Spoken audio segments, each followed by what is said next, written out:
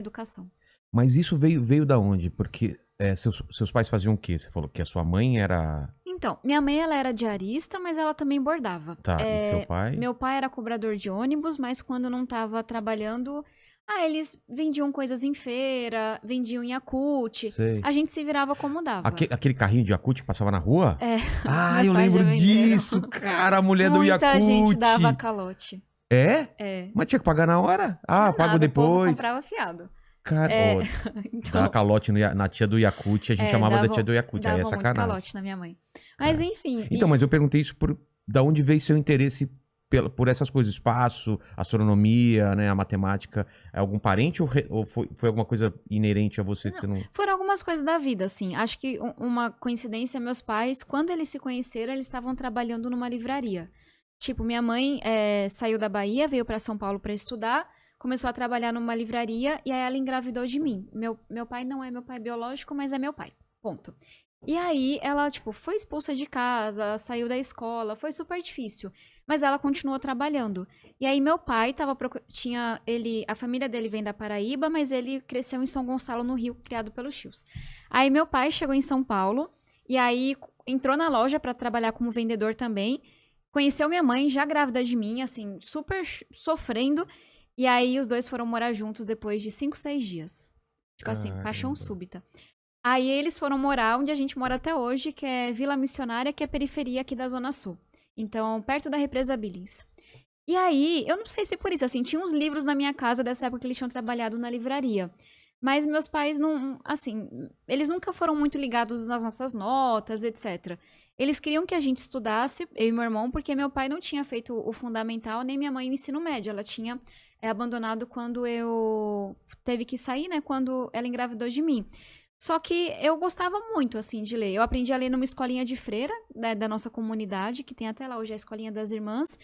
E eu acho que era uma forma de escapar, assim. Tinha muita coisa ao meu redor que eu não entendia. Meu pai era dependente químico, a gente... quando você é criança, você não sabe dessas coisas. Até hoje, ninguém fala ninguém fala com você sobre saúde mental, sobre dependência química.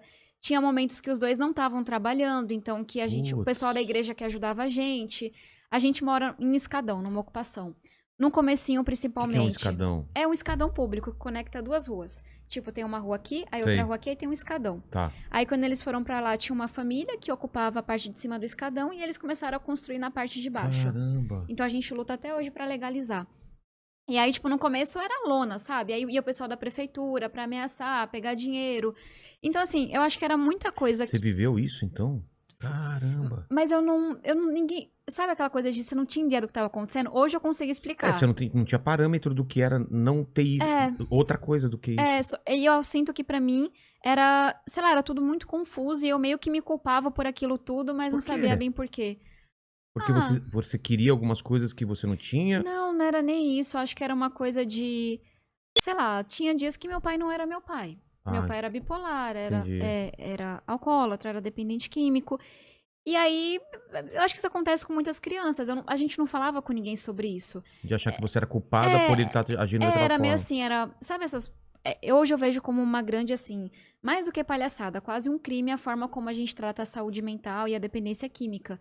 Mas na época, não era tratado como uma doença. O povo mandava meu pai rezar, mandava ele tentar. Era como se aquilo tivesse a ver com a moral da minha família. Caramba. Tipo assim, a gente merecesse aquilo. Você caiu, se levanta porque... Então não se falava com ninguém. Tipo, quando a gente, sei lá, tava sem comida e vinha alguém da igreja ajudar, os vicentinos. A gente tinha aquele sentimento de culpa, sabe? Como se... fosse um peso. A gente que não tá fazendo nesse negócio direito. Entendi. A gente não tem que falar com as pessoas sobre isso, tem que aguentar sozinhos. Então, eu acho que eu encontrei nos estudos, e aí eu aprendi a ler nessa escolinha, depois tive professores incríveis, como se fosse uma forma, talvez, de compensar por aquilo. Então, Claro. tinha uma